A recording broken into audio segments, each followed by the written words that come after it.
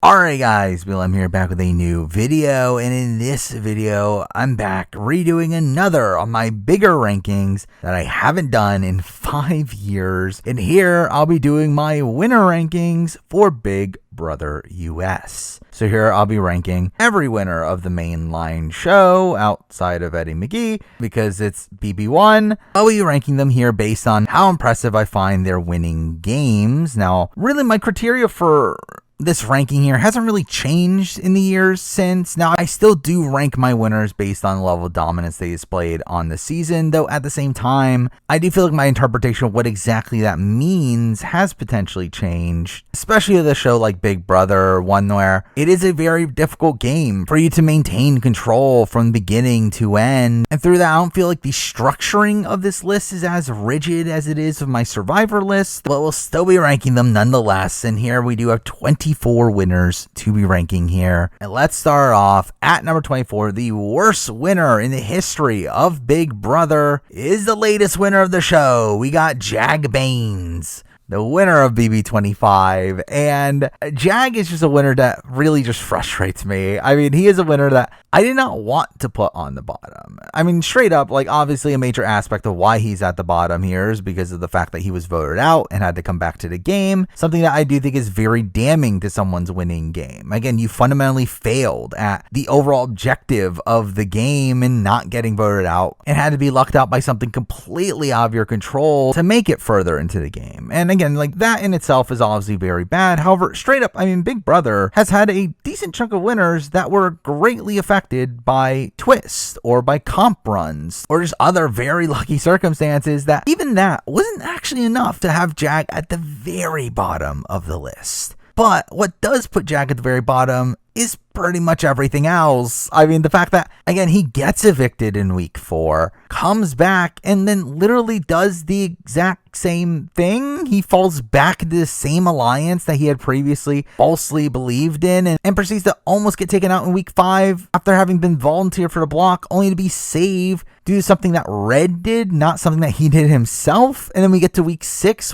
and he proceeds to make the exact same mistake he made in week 4 of not leaking all the information that he has to Cameron. If Cameron had somehow still been blinded to the Suri, Izzy, Felicia trio, I mean, it's very likely that Jag just would have gone up again and went home again due to him making the exact same mistake. Beyond that, he obviously just essentially comps out. I mean, there are many points from that point forward where he is a primary target, particularly after Cameron's eviction, to where there are so many people that want Jag out, but they simply can't, just due to the fact that he wins the same style of competition over and over and over again. And while you could say that, okay, he has a lot of agency in the game at that point, a lot of that agency does come from his comp wins and the way people view him due to his comp wins, where a lot of his game is the fact that people are scared to go after him because they're worried that he's going to win the comps, which who would have guessed that he does. But really, for me, again, all this is not even enough to land him as the worst winner.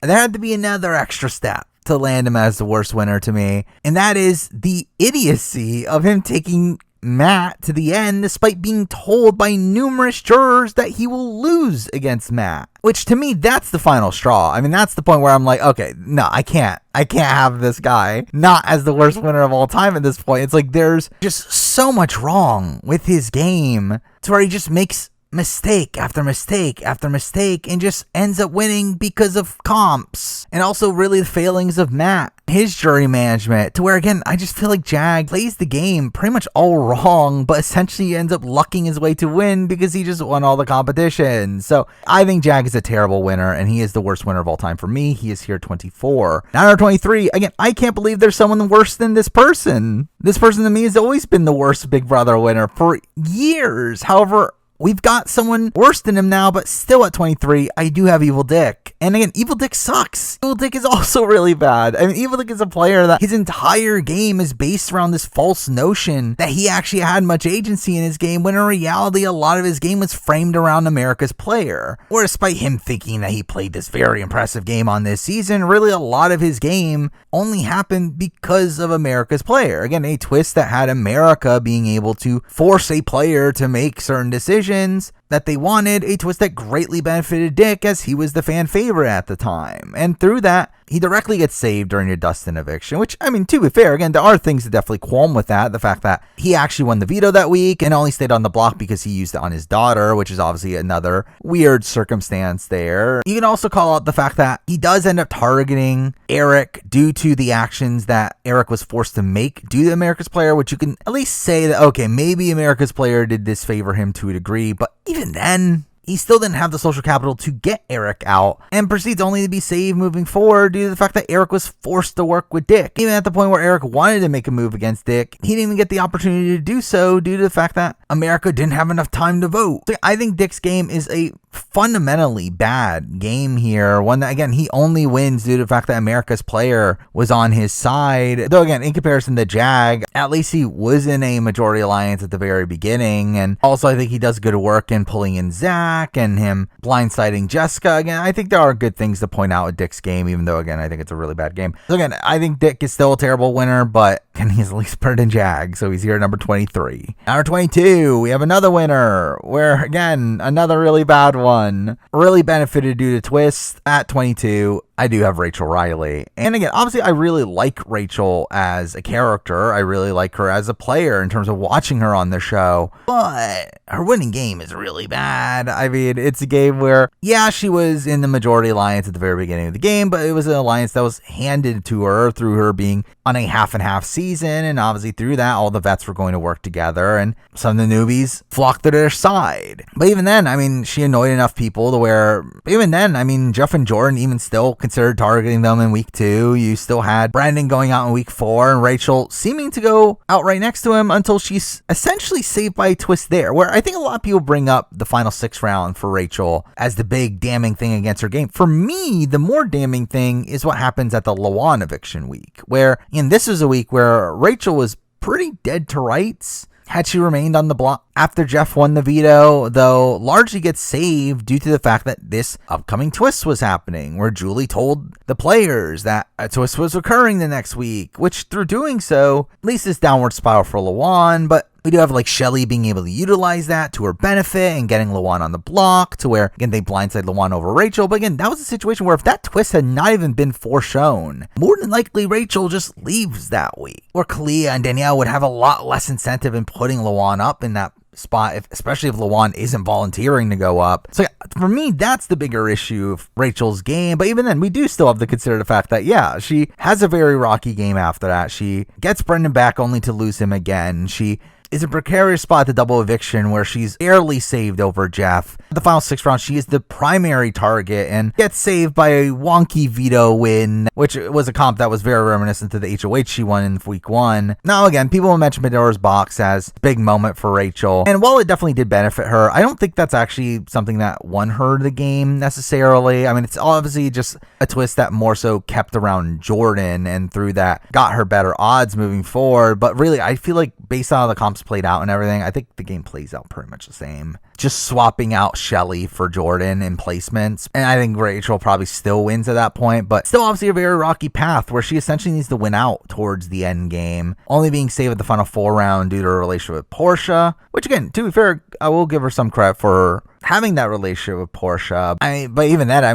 mean, she barely wins the game against Portia, who is still not even that respected by the jury, and just all around has a very rocky game from beginning to end. Where again, she obviously has the comp run at the end. She gets saved by twists. But again, at least she wasn't actually voted out and came back to game. At least she wasn't someone that had pretty much the entire season catered towards her. So where those are slight differences that have Rachel above Dick here at number 22. At number 21, we're moving on to a winner that might shock some people, this person being so low. However, I do think as time has gone on, my opinion of this person's game has just continuously sunk further and further. So at number 21, I do have Ian Terry from BB14. And Ian's winning game is also just really terrible. It's a game where obviously he needs a comp run in the end game. Again, he is immune from final 9 on, with the exception of the final 4 round, a round where, again, he gets greatly benefited from the fact that there was a showmance at the final 4 that Dan had to split up, where outside of that, he probably gets taken out at most of those opportunities in the game. Again, he more than likely gets booted during the Dan's funeral week had it not been for the fact there was a second veto, which, again, that's also something to mention, the fact that he pretty much gets directly saved by a twist in that instance.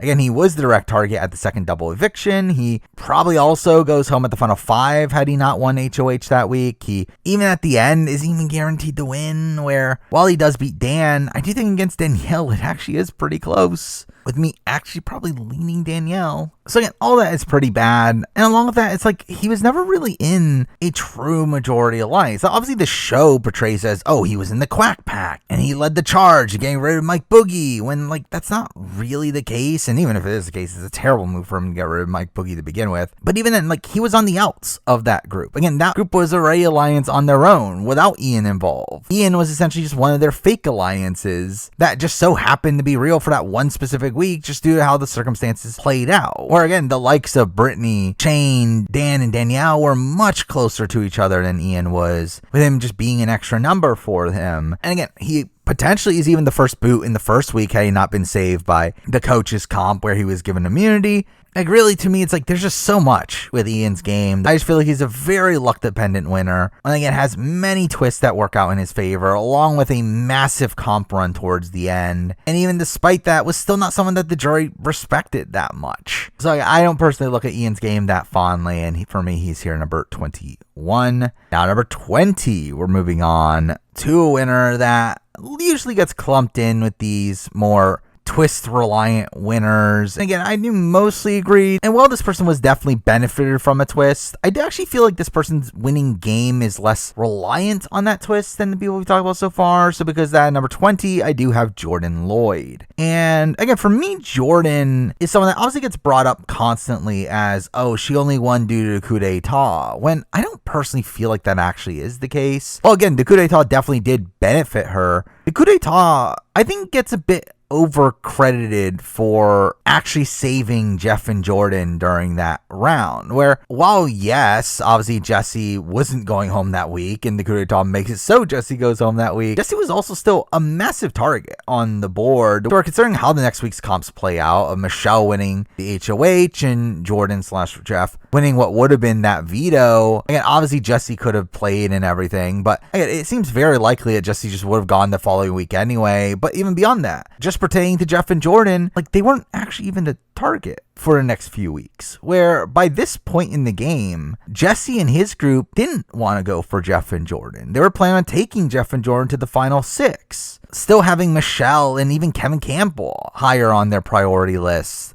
than Jeff and Jordan. To where, while again, yes, the coup d'etat obviously greatly benefited the position of Jeff and Jordan, it did allow for them to really grab the reins of the game for a little bit. I do think it gets a bit overstated just how much it saved Jordan's game, as really, I feel like for Jordan in particular, I feel like the game plays out mostly the same. And it's not even like the path that we end up seeing on the season was one that was that optimal for her, which I guess you could say is a criticism in the fact that she had this twist greatly benefit her and she still got to a pretty bad endgame scenario. But obviously, she wins final HOH and it takes Natalie and beats her, but also Kevin Campbell wanted to take Jordan by the end as well, which I think you have to give her some credit for as well. The where, again, like, I think it would have been a very close vote. I think it would have come down to Natalie, and I think Natalie, considering Kevin would have voted her out in this situation, probably votes Jordan. So I think that's something to prop up Jordan's game. Now, really, the fundamental issue for me with Jordan is the fact that how much of it is game, where, again, I don't think Jordan did much actively in the game. I did think a lot of what she did was just simply her natural social instincts mixed in with her just going along with whatever Jeff wanted, to where, I don't really see much of what Jordan did on her own until obviously after Jeff left, and even then, not that much to praise outside of just her taking Natalie to the end. But really, for me, again, like, I think her lack of agency is the thing that definitely lowers my opinion of her game, where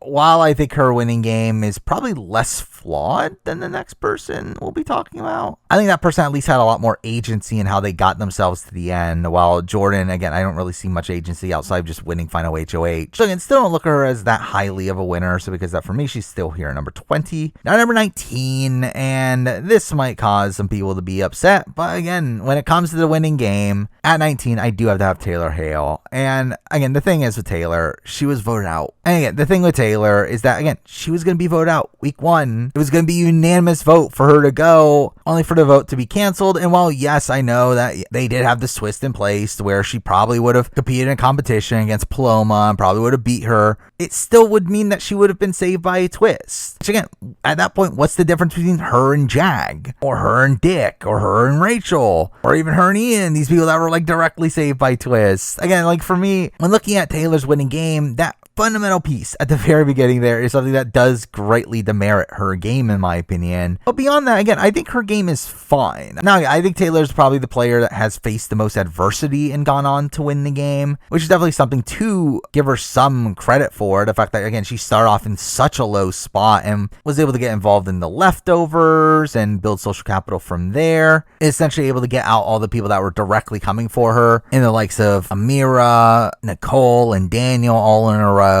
Like, I still find her HOH reign to be a very wonky one, where it does feel like she went on a bit of a power trip and really just burned relationships throughout that HOH, though. And also does get kind of benefited from the Kyle situation, to where, while I don't think she actually would have gone home that week had the Kyle situation not occurred, as more than likely Monty would have actually been backdoored and taken out of the game. Obviously, Taylor's position still did benefit from that situation occurring. Though again, I think there are some impressive aspects to her end game. Again, the fact that she was able to get Monty and her back on board and going for Michael, who's probably her biggest jury threat in the game, along with the fact that at that point she is able to attach herself to Monty and get Monty to take her to the end. Again, there is impressive stuff there, but I still think her game is still fundamentally flawed in the fact that she was going to be booted week 1 and had to be saved by both Paloma's quit and also by Twist, and mixing out of some optimal play and also getting benefited by the Kyle situation. I do feel like as a whole, her game is an extremely rocky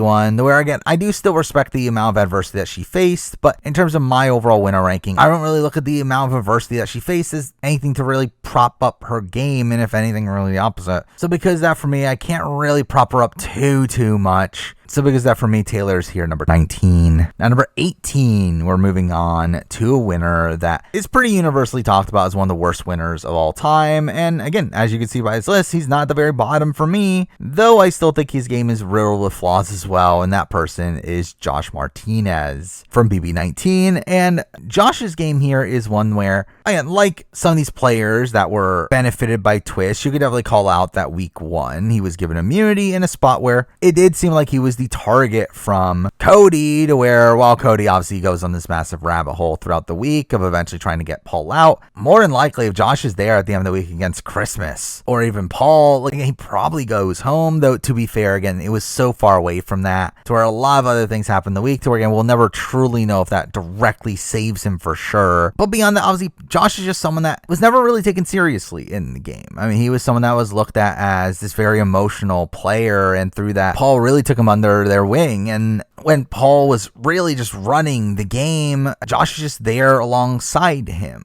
To where, again, I do think a lot of the way that BB19 played out was due to Paul. I don't think Josh had much agency over how the game exactly played out. He was mostly just following the bidding of Paul. But I still think there is something to the fact that, again, Paul picked Josh and Christmas over the likes of Jason and Alex or Matt and Raven. And while obviously you could say that, oh, it's because they knew that they were going to beat Josh and Christmas at the end, I still think you got to take into consideration the fact that all these other duos were ones that were still going to take Paul to the end. Again, Paul had a final 2 with Alex. Paul had a prearranged plan with Matt and Raven to where Matt would lay down his sword to allow Raven and Paul to get to the end, where Paul would have probably beaten Raven pretty handily. But again, they still don't go through that plan in order to go with Josh and Christmas, which I do think, again, leans some credibility to Josh's game, that he was able to be the one that Paul was actually loyal to.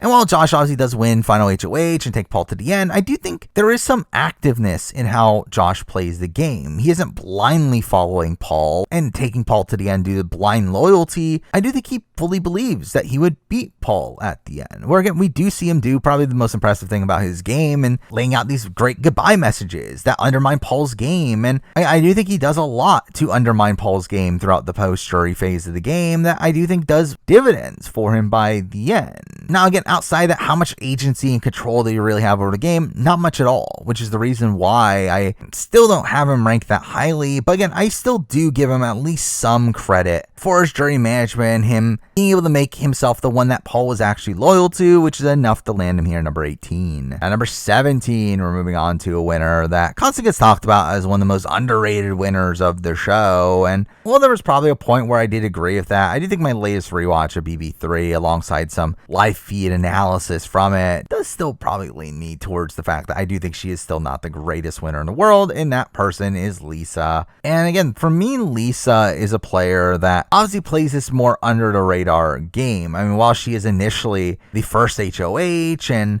is seemingly in this initial majority alliance, that alliance obviously crumbles pretty early on, to where she ends up attaching herself to Jason and Danielle instead. And while she is working alongside them moving forward to where they do take her to final 3, I don't feel like she had that much agency within that group. Where, again, she was just kind of there, being used as a number, and not really dictating the game really at all. I mean, even in the Marcel's vote off itself, she's completely aloof to what's even going on there, not even realizing that Marcel's is even in danger. Even the decision to take Lisa to the final 3 over Amy, which is a ridiculous move, is one that I don't really even give Lisa that much credit for, as really I just feel like it's more so just the meta that we were in at that point, where Jason and Danielle just believed that Lisa deserved it more than Amy did. Now, obviously, she does end up winning a jury vote here pretty handily, though even then, I think it's a situation where, even though it wasn't very likely, if she had gotten to the end somehow with Jason, I do think Jason would have beaten her, alongside the likes of Roddy, where, again, I do feel like she's another one of these people that doesn't have the greatest jury prospects in the world, where, again, she beats Danielle, she beats Amy, she probably beats Marcellus, but again, I just feel like she had very little control in how she actually got to the end. To where, again, like her alliance crumbles early on. That shows her failed early on in the game. To where, despite the fact that she handily wins a jury in this situation, and probably even wins a jury even with the sequestered jury, I don't feel like the way she navigated through the game is anything that impressive, outside of her being able to make Jason and Danielle believe that she deserved it more than certain other people, which again, there definitely is things to credit her for, but to me, that's not really enough to elevate her much higher on the list, especially with her dictating very little of the game, because that for me, she is here at number 17. Now, number 16, moving on to a winner that I believe has gone down on this list since last time I did it, where I do think there was a point where I was a bit overrating this winner, though at this point, having done a bit more research on their game, I do have to have Adam Jasinski here, 16, where Adam is a player that really, I don't think is actually that dissimilar from someone like Josh. I mean, Adam was someone that right off the get-go did not get along with his cast. He made some comments that people didn't agree with, and through that made him a pretty easy target, to where had it not been for Jacob blowing up his game, he more than likely is the first boot of that season. And even beyond that, I mean, while he does decent work in building up this social capital and building up these relationships with the likes of Natalie and Maddie and Ryan and Sheila, for after Maddie's blind side, we have them forming Team Christ and really just running all of the post jury. Even within that, I think there are some mistakes to point out. I mean, his final 6 round, I think, is a very wonky one. Again, he is HOH there, but his decision to not nominate James initially seems like extremely misguided plan in that light, to where it could have just easily backfired on him if James had won the veto there. Now, he does have a pretty strong endgame on paper, to where really his entire endgame from Final 5 on is him really just undermining Ryan the entire rest of the way, and him getting Ryan to get more blood in his hands for the Natalie vote off. And then we do have Adam voting out Sharon, which was a move that greatly benefited Adam at that point, pretty much guaranteeing him final 2, though it's one that supposedly he did very much waver with that decision, which seems strange considering how obvious of a good move it was for him. And at Final 3, he obviously has Ryan being able to take him to the end, where he demolishes Ryan in a jury vote. And to me, I do look at Adam as essentially a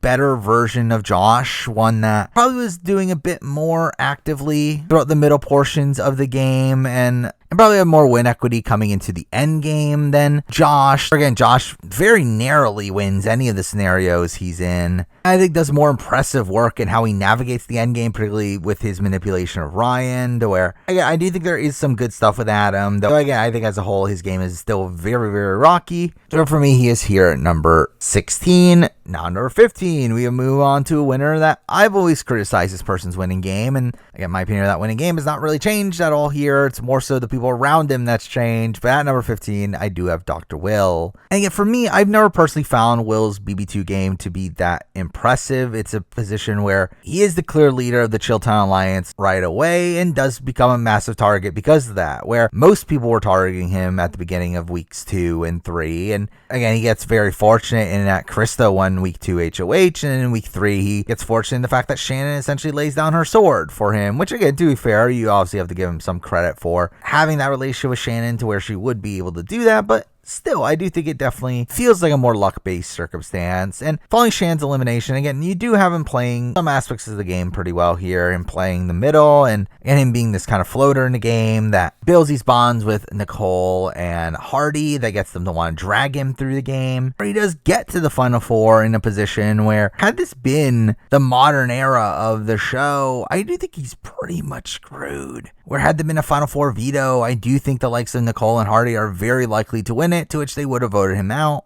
But instead, in this instance, obviously he is the sole vote there. Though beyond this, again, still in this position where he gets the Final 3 of Monica. He more than likely loses to Monica if they had gotten to the end together. However, obviously he would have taken Nicole to where he does beat her, and probably would have always beaten her. Though I think Will's game is another one that is greatly benefited by the fact that the jury got to see the TV episodes, and through that, Will was portrayed as a much more fun character on those, which I do think greatly benefited his winning chances. But again, just overall for me, Will's BB2 game is just a bit of a tough one to assess because he's largely on the bottom for the majority of it. He plays a game that is greatly benefited by the format of the show at that point, which again, to be fair, as a player, this doesn't really affect Will that much in the fact that, again, I do think Will was able to adapt beyond this format as we see in BB7, but I do think in terms of his winning game, it is one that just feels a bit antiquated, along with the fact that he plays using these tactics that I don't feel like are very effective in the modern day, and again, really just plays a game that is kind of a relic of its time, a game that I don't think is very adaptable to the current format, though at the same time, obviously, I think Will himself would adapt to the current format. But again, this is not an assessment of Will as a player. Again, if that was the case, then Will would be much higher. This is an assessment of the game he played on BB2, which I don't think is that good of a game, considering the fact that he was on the bottom largely due to his own actions. And while, again, yes, he was able to rebuild social capital along the way, it was still in a position where he was on the bottom due to the mistakes that he made earlier on anyway. So I do feel like Will's game is very rocky here. So where, because of that, for me, he's here number 15. Now, number 14, we're moving on to a winner that I find also one of the harder ones to assess, where this is one where this person's game is so largely focused around comp wins, something that, again, I demerited a lot of other people that we've talked about so far for doing so, though I think the necessity of this person's comp wins is something to be debated, along with the fact that there's at least still a really good move in the middle of all those comp wins. Or, again, I do think this person comes off as a largely mixed player, but I think their winning game has enough to praise here to keep them this high, and that person is Jackson Mickey, who, again, I did consider putting Jackson a little bit lower on this list. Again, you do have the fact that he is obviously winning all these competitions in the end game, alongside Holly, that really allows them to run the game. And in a similar way to someone like a Jag, it does allow for him to essentially have this level of immunity with people, with him obviously winning these competitions that allows him to gain a lot of traction in the game, despite the fact that he made a number of social strategy missteps. Now, during the first half of the game, he is in the dominant alliance that really runs the game. Again, he is in Grateful, followed by being in the 6-shooters, and again, they run a lot of that portion of the game to where, while again, you could definitely call out Jackson's behavior through all that, from a pure game perspective, he is playing the game decently well coming into week 5, though it's at this point where we have the dissolution of the 6-shooters, which really ends up blowing up his game to the point where his own allies turn against him and he barely survives the following round, only for him to then again go on a comp run where along the way I do think, despite the fact that he is essentially in the spot where him or Holly have to win a comp almost every single round to survive, and there are some impressive aspects to his game throughout all this, particularly the fact that again he builds this relationship with Nicole and Cliff that ends up becoming this Final Four alliance that ends up running the entire show, despite the fact that we obviously get this very notable moment of him trying to convince Cliff and Nicole to vote out Tommy over Holly, which again the tactics that he utilized through all that is actually very impressive to see him proactively lie about Tommy in that instance. Though again, I think a big issue for Jax is the fact that he didn't own it, and I do think from a winner perspective, I do think he is very fortunate at the timing of his season, where I think on a lot of seasons he would probably end up losing to a bitter jury, though this was an instance where the jury was trying really hard to not be bitter. So yeah, I just think as a whole, like, Jax's game is again very mixed. It's one that is very reliant on comp wins towards the end, but I think he makes the most of those competitions in the end game and using them to leverage his power against Cliff and Nicole. And we even see in the double eviction where there was this clear shot at Jackson, though they obviously don't end up taking it there. But again, like, I still think as a whole, again, there were probably multiple points where he would have been targeted in the end game had he not won specific comps, which is definitely a knock against him, along the fact that again his alliance blew up halfway through, and a lot of that was due to his own actions. So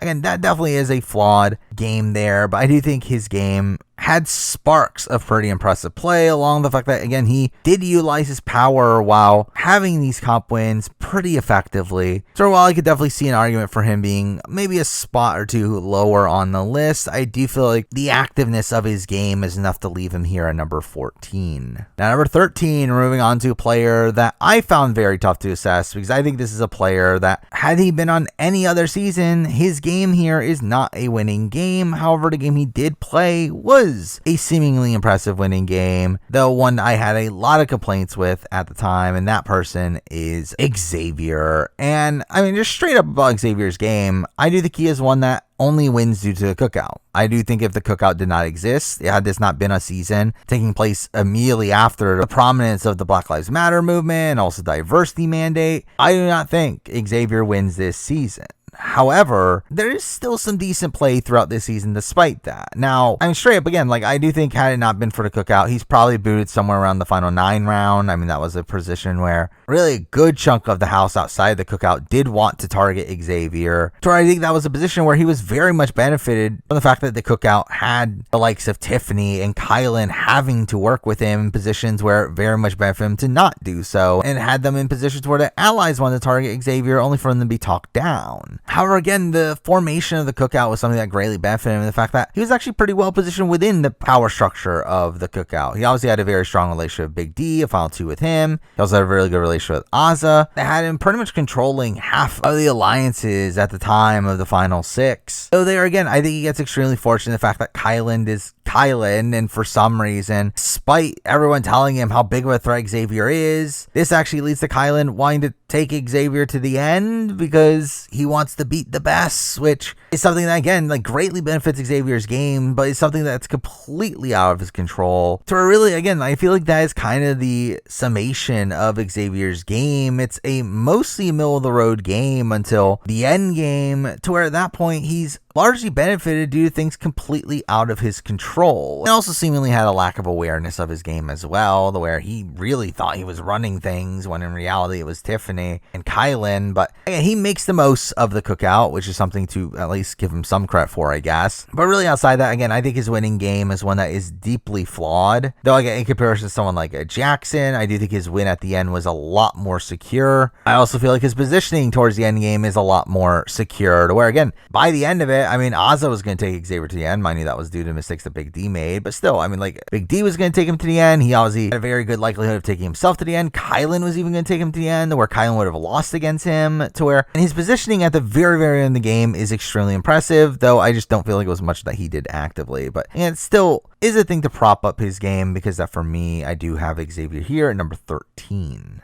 At number 12, we're moving on to another player I find largely tough to rank, with this person being kind of the prototypical second-in-command winner in Big Brother. Though with that comes a lot of issues in the fact that how much agency did she really have, but that person is Casey. And I've always critiqued Casey's game, with Casey being this person that was obviously really loyal to Tyler and had a final two with Tyler from the very beginning. They really ran a lot of the game, though I do personally give Tyler a lot more of the credit for what happened on the season, to where it was Tyler that pulled off the moves that allowed them to gain power. It was Tyler that came up with a lot of the strategy that the group would utilize. Like, again, it was literally Tyler that told Casey to build these specific relationships that allowed them to navigate through the game. Again, told her to bond with Bailey, told her to bond with Sam. And like, to me, like, I think a big issue for me with Casey's game is that a lot of her game feels based around what Tyler told her to do. Where outside of comp wins towards the end of the game, I don't know what Casey actually did actively on her own. Again, she still is in this duo that runs the game from pretty much the very beginning,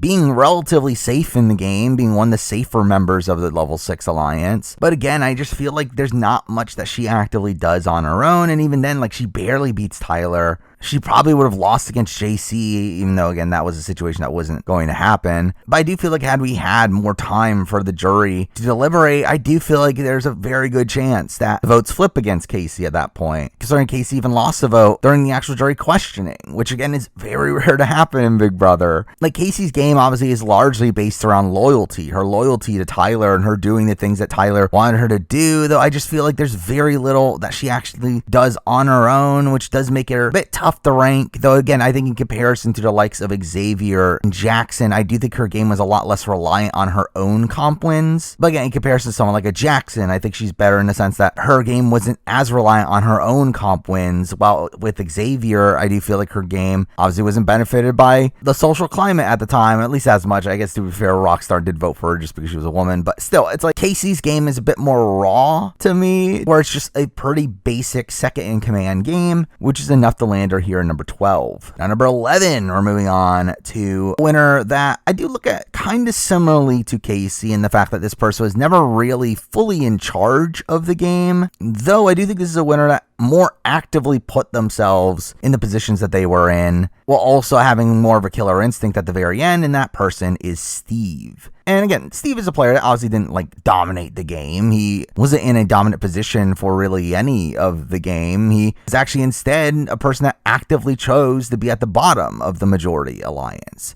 A strategy that he had wanted to utilize coming into the season, where that is the strategy he talked about coming into the season, that he wanted to actively put himself at the bottom of a majority alliance, so create a final two with the person at the top of that majority alliance, so that he would have protection from the leader of his alliance, while also not getting the target from being one of the main members of his alliance. And that's a strategy that Steve really executes to a T. I mean, his game works out perfectly in that way, where obviously he gets pulled into Vanessa's alliance, is on the bottom of it, but still pretty safe for really the first 2/3 of the game. I mean, while yes, he was nominated week 1 and won the veto, I don't think he was actually going home unless something very strange happened to the veto in that instance. But in the back third of the game, he does have to play a bit more aggressively. He's definitely in a bit more danger, though again, still does play pretty well there, where I think straight up Steve is probably one of the most strategically sound winners of the show, to where outside of his decision to throw the Final Four veto, which was dumb, I do feel like I mostly agree with the decisions that Steve makes. I mean, the decision to take out Meg over Julia is one that really pays dividends for him in forcing Vanessa to make a move against the Oz twins in the following round. He really plays Vanessa pretty expertly on this season, obviously recognizing the fact that she is this extremely logical, strategic thinker and really utilizing that to his benefit,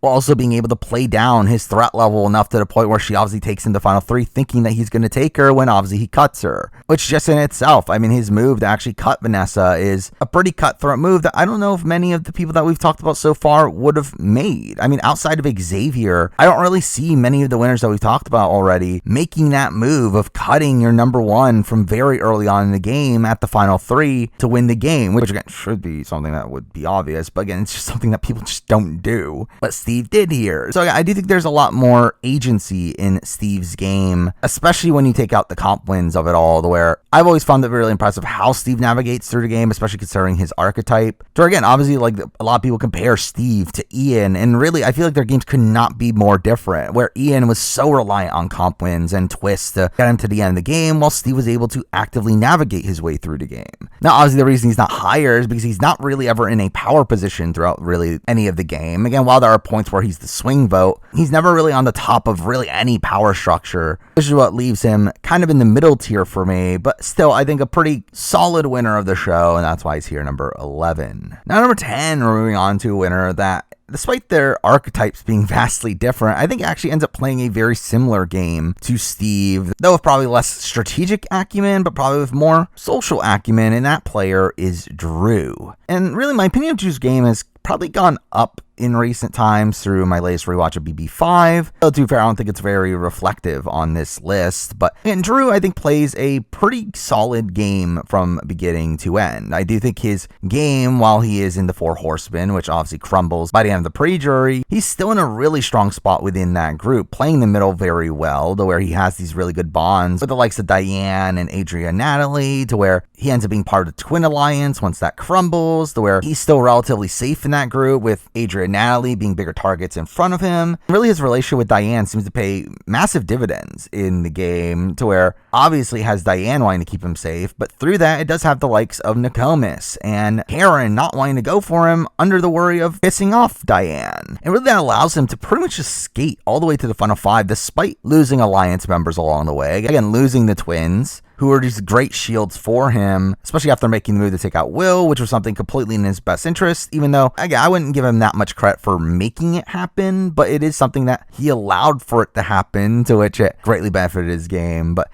again, by the time of the final five, I mean, we obviously have Diane fully flip on the women to go with Drew, with him really playing both Cowboy and Diane for really the entire end game, only to then obviously cut Diane, a move that you can look at as similarly to Steve and Vanessa. So I think even more cutthroat in the sense that they were actually in a showmance together, and proceeds to win in a 4-3 vote against Cowboy. Though really, I think something that has propped up Drew's game for me through my research in BB5 is the fact that I actually feel like Drew beats almost everybody. Where outside of Karen, and even then I think it's debatable, I think he just outright beats almost everyone on the cast, which is a pretty impressive stat that I think, again, for me, is what elevates him above Steve. Where I think straight up, in terms of the actual navigation through the game, I think Steve's is probably a little bit more impressive, where Steve, again, does so more actively, where I think Drew's just doing so due to just natural social ability, which is definitely something to get him some credit for, but I do feel like it does leave him in spots where he's not really making the optimal move, and I don't really feel like he was much of a driver in strategy, where I do feel like a lot of the strategic maneuverings for him and Diane were calls made by Diane, though again they did benefit Drew probably even more than they did for her. Again, it's a bit of a tough game where I think he's kind of like a mix of Steve and Casey, to where I think a lot of his game is kind of reminiscent to Casey's. But I do think he had that killer instinct at the very end, like Steve, while also kind of having to navigate through the game in a similar way to Steve, or at least there's more points where he had to do things on his own, unlike Casey, who really never really did anything on her own. To where, again, I feel like Drew's kind of like a mixture of those two winning games, to where because of that, he ends up being above both of those winning games here at number 10. Now, number 9, we're moving on to a winner that I used to be kind of low on, though over time, I do think my respect for this person's game continuously goes up, and that person is June.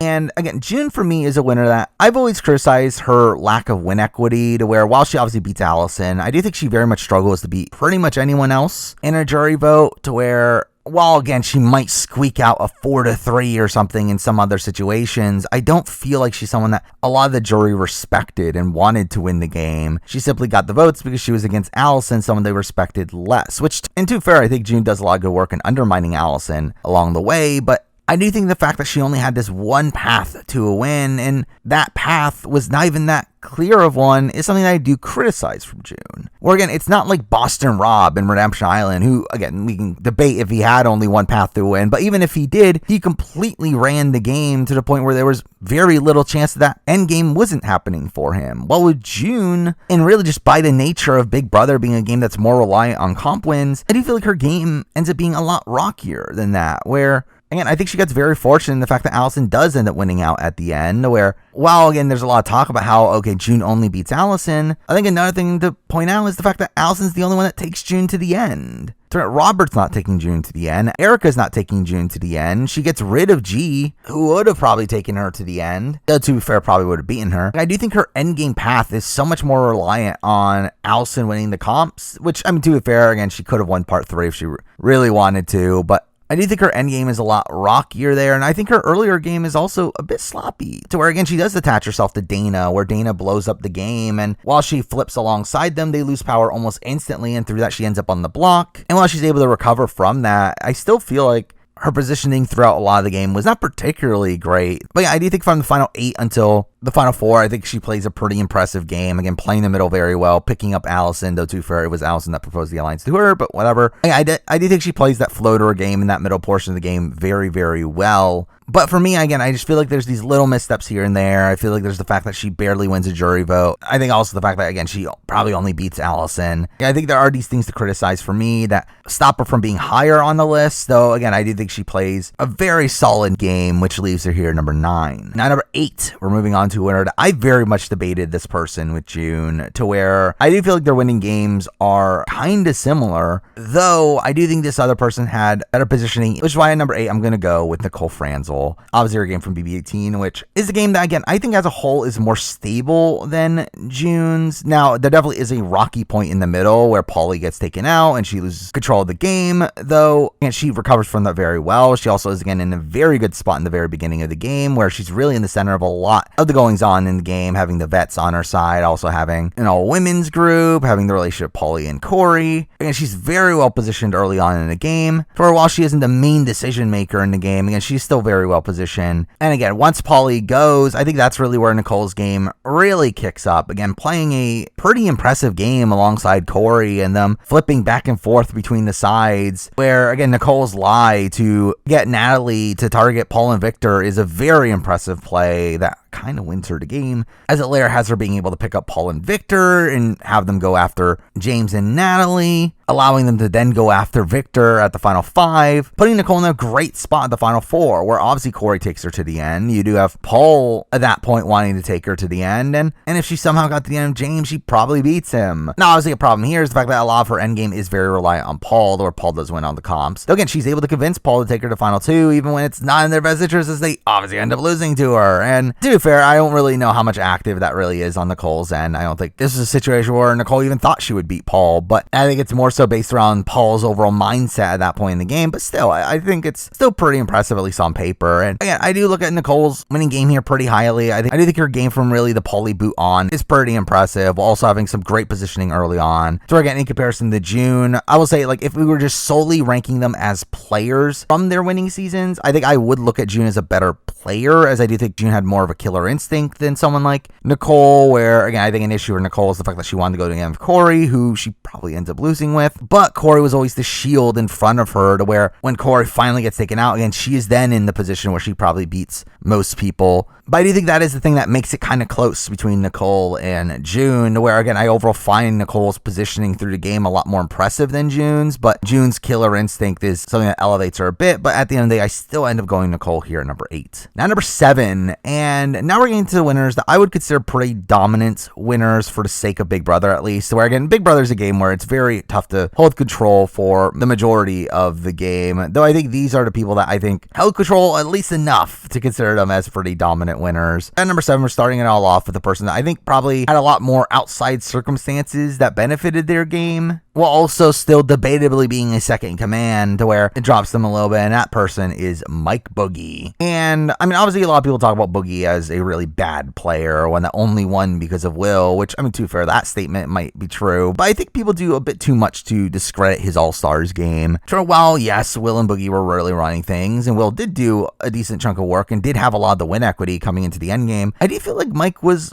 the person that really executed a lot of their plans, and even then probably had sounder strategic thoughts at points in the season than Will, with there being many points where Will just wanted to nominate himself for no reason. Like, I think Boogie's game is a lot more grounded of one. Now, again, still an issue is the fact that he did want to go to the end with Will, who he probably loses against, but again, that was largely based around outside circumstances. But again, it is outside circumstances of his relation with Will, and the fact that he was pretty much cast because of Will, that obviously allows him to run the game. So I think you obviously question, would he be able to do what he was able to do with Will not in the game? But even despite that, again, I still think he plays a pretty dominant game through and through. Again, him and Will were pretty much working in lockstep. So while they didn't have much control in the first few weeks of the game, by the time of week 4, again, I do think they ended up playing extremely well and having the Legion of Doom, also working with Janelle and really pitting them against each other, while utilizing Janelle as a shield through the game. Obviously, an issue comes from the Final Four, where again, it's just very sloppy play. To have both Janelle and Erica there, to where they obviously end up comparing notes, and that ends up screwing Will over in a position where, again, it probably would have been Boogie had Boogie not been HOH that week. So that's definitely something to criticize, though even then by the end, he's able to get Erica back on his side, to where he just needs Janelle to not win final HOH. So again, like, I think as a whole, it's a pretty dominant game. Again, he runs the game alongside Will really from week 4 on. Now, again, I do think Will played the better game on BB7. Though, again, I don't feel like it's that massive of a difference, the quality of game that Will and Boogie both play on BB7, to where I still look at him as a pretty dominant winner. Though, again, because of all the outside circumstances, I do have him at the bottom of that grouping at number 7. At number 6, we're moving on to a game that I think is a tough one to reconcile, and the fact that this is a game that comes from the best player of all time, though the game in itself is a bit more flawed than certain people above him, and that person is Dan Giesling's game from BB10, where, I mean, Dan's game is a very impressive game. It's one where, again, he is on the bottom initially, where his closest ally in Brian gets taken out in week 1, and then he has to scrape his way from the bottom and is able to do so by the time of the final 9, where really from the final 8 on, he's pretty much running the game. But there obviously is that first, like, half of the game where he's not running the game, and I think that's the thing that makes it tough to figure out where to land Dan on this winner ranking here in terms of his winning game, because really, I feel like Dan's game is very impressive for him to recover from the level of adversity he faced in the first half of the season to running the game with such masterful jury management towards the end of the game, while again getting Memphis to do things not in his benefit, and just all around, again, it's a very, very impressive game. In the back half of it, though, even then, I mean, it's still a flawed one where he pretty much has the entire house against him after week 1. While he does do good work in week 2 to lower his threat level, he's still, like, again, not in a great spot. Though obviously by the time of week 3, he's able to build back some of his social capital, though still not really able to run the game until after his decision to save Memphis and making a final 2 of Memphis and voting out Jesse, though, to fair, again, America's player played a factor in that, though, again, he was going to do that anyway. Even the place where he's on the bottom, I do think he is actually playing well throughout that, though I think the issue is when comparing him to these other winners that pretty much had control from the beginning to end, which is really what the top 5 of this list are these winners that ran the game the entire time, never faced much adversity, which again is obviously a criticism to a degree, and that only the best players will be able to overcome adversity, which I fully agree with, again, when we're assessing them as players and how they'll do on multiple appearances. But again, this is a ranking on their winning games, how they played on the one season that they won.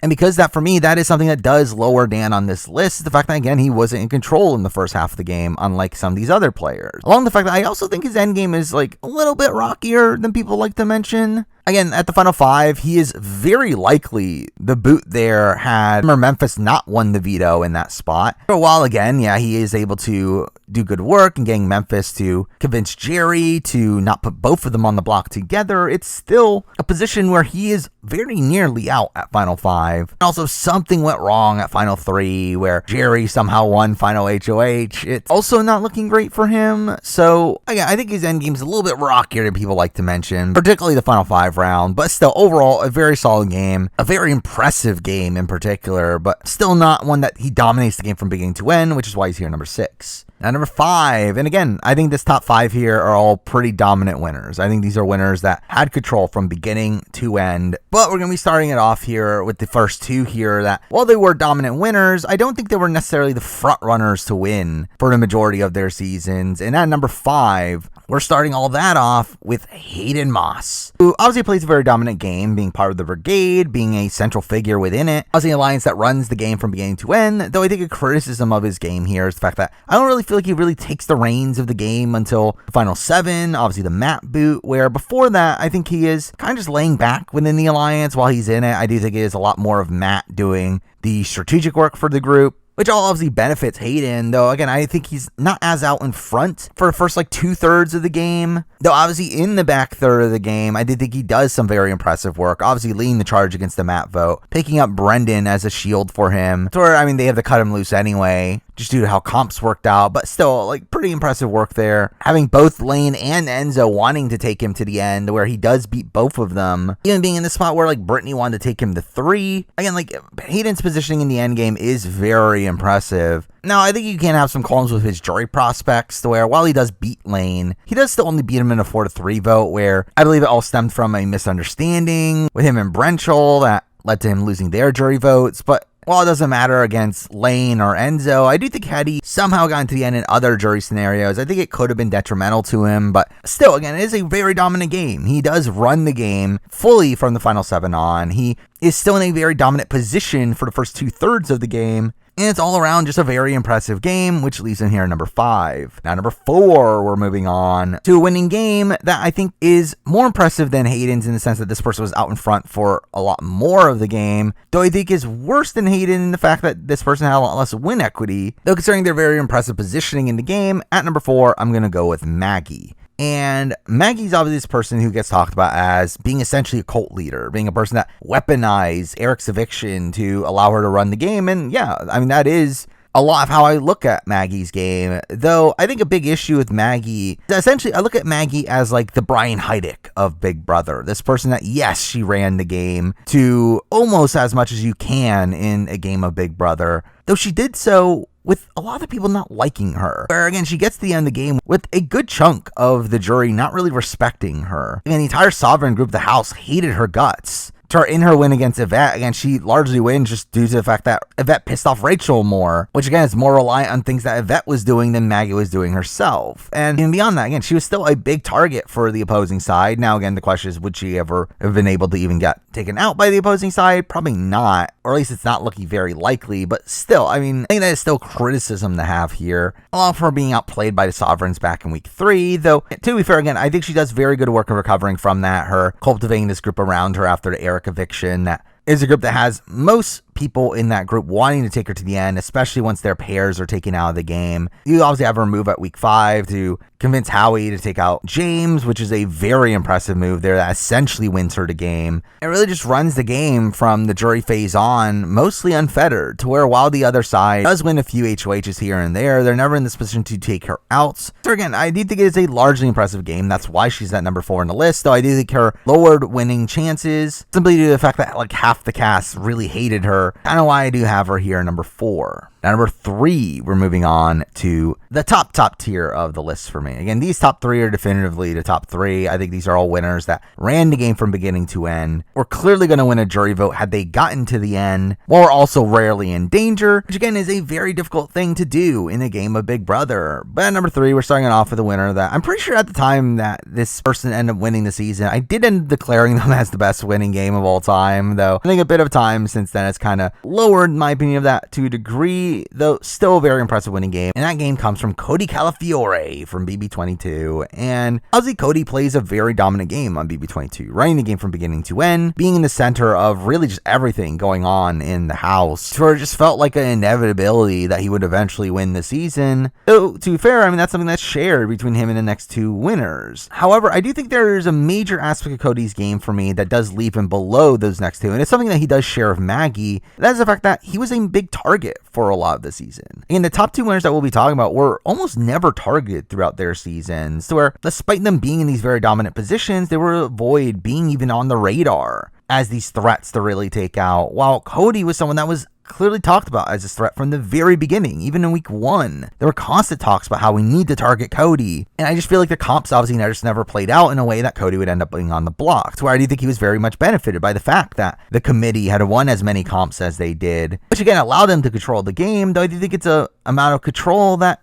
is a bit variant on just some lucky comp results. Though beyond that, I think I also criticize a little bit of his positioning towards the end of the game. And while he is obviously able to get to his perfect final three of Nicole and Enzo, where he beats both of them, I do think his final four is pretty rocky. Where, again, obviously he has Christmas there. Someone that had Christmas won the veto at final four, he's out. Which, again, is a bigger danger spot than any of these top three winners have at any points in their season. So, again, for me, it's really those minor things there that do knock Cody down a bit. Again, it's the fact that he was openly being targeted by a lot more of the house. He was in a bit more danger in the end game. That, again, lessens the effect of his complete dominance of the game when we have these other more dominant winners that were never targeted and never in danger in any sense. So, again, while I do think Cody's dominance is probably in a way that supersedes the likes of the next two we'll be talking about, where he was just so much out in front, it also leads to him having these little holes that, despite how impressive his game is, I do have to leave him here at number 3. Now, number 2, and again, these top 2 are literally the exact same top 2 as my previous list. These are the 2 most impressive winning games to me, or 2 extremely dominant winning games. Though here, I'm actually going to shake up the list here. At number 2, I do have Derek. And again, this was a last second change for me, where Derek really has been all over the board in terms of where I was going to put him. Initially, he was at number 3, then I moved him back to number 1, and now I'm landing him at 2. And really, I just feel like it's a very conflicting game in my mind. It's one where he has the level of dominance that Cody does, being out in front, really running a lot of the strategy of the game, while also being very well positioned in the game to where he's never going to be targeted. So I think on paper, again, he would be above the number 1 person as I previously had him. However, I think a thing for me that puts him below the next person is I do feel like Derek has benefited a bit more by twists than the other person. First, the fact that there's Battle of the Block, which again, Derek was able to utilize to his benefit, but still was something that did greatly benefit him and allow him to have the stranglehold in the game that he did. Also, you have Team America, something that he was part of, which through that, it does lead to him having these working relationships with Donnie and Frankie that he probably wouldn't have had as tight of bonds with. Also, I think the big thing for me is the final 5 round, where obviously we have Frankie initially winning both HOH and veto,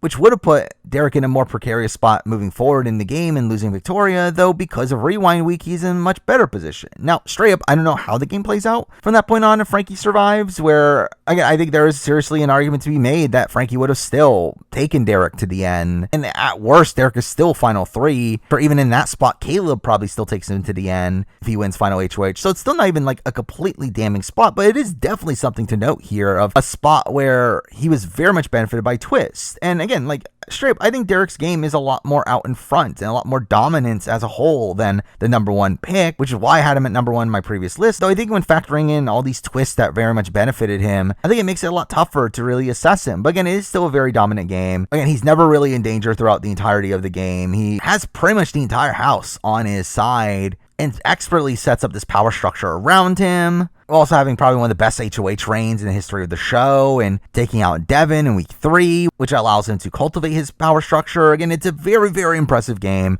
though I do think it is those twists that knock him a little bit for me now to where he's here at number 2. Now, number 1, the best winner of all time, might be a little bit of a shocker here based on my previous list, but at number 1, I do have Andy Herron. And I think for me, Andy's game is a pretty perfect Big Brother game. I think it is probably the most perfect Big Brother game, where I think there are literally no real flaws I have with Andy's game, where again, he manages threat level really well early on while still contributing to the overall strategy. Again, it was his idea to put up Nick on the block. He's obviously able to build really strong relationships with Amanda and Helen, these people that are more out in front running the game, that allows him to pretty much skate all the way to the final 8 with pretty much everyone loving him. I think Andy's endgame is very impressive. Him putting together the exterminators, him leading the charge against Helen and Amanda, getting them out of the game, essentially fully running the endgame. That's all extremely impressive. And again, straight, I think he probably has the least flawed Big Brother game of all time, where I think he beats almost everyone in a jury vote. He was never really targeted throughout the entire game outside of, again, maybe final 4 had like McCrae won HOH, and pulls off very impressive moves. Again, the double eviction, getting Alyssa out is very impressive. And he got rid of Amanda, Helen. He led the charge against Nick. And really, again, had literally everybody trusting him in the game. Now, obviously, the criticism for Andy's game and really the way that he would be surpassed on the list is the fact that, yeah, I mean, he wasn't as out in front as someone like Derek was, to where And Derek was in charge of his alliance from the very beginning, which ran the show, while Andy obviously lowered his threat level and became more of a loyal ally to the ones that were actually running the game, and Helen and Amanda. Though I still think there is a lot of impressive play within that. And he plays a pretty dominant game with him never being in danger, being well loved by really the entirety of the cast, and was a central pillar of strategy throughout the season. Where again, while he wasn't as out in front as the likes of Derek and Cody, I do feel like his game is literally the least flawed game ever played on Big Brother, and that is why he is here number 1. There we go. I mean, that is my updated winner ranking for Big Brother US. Now moving forward, obviously I'll continue to do similar videos like this down the road, and who knows, if I'm still around 5 years from now, I guess I'll redo this ranking again at that point. So stay tuned for that, maybe, but for now, that is the video. Thank you for watching.